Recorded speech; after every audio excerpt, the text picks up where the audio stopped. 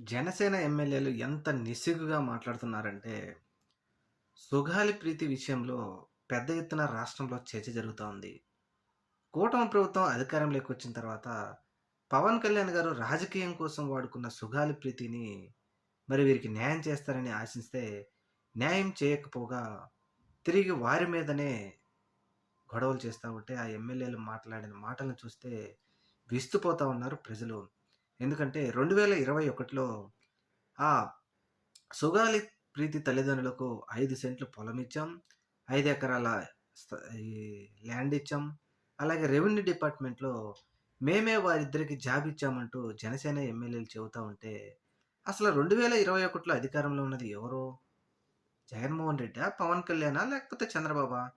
అసలు ఈ హత్య ఎవరి కాలంలో జరిగింది? 2017లో జరిగితే, 2017 నుంచి 2019 వరకు జగన్మోహన్ రెడ్డిని ప్రశ్నించినట్టు పవన్ కళ్యాణ్ చంద్రబాబుని ఎందుకు ప్రశ్నించలేకపోయారు? సుగాలి ప్రీతి తల్లే చెప్పింది. మాకు 2021లో మరి ఇవన్నీ జగన్మోహన్ రెడ్డి ఇచ్చారని.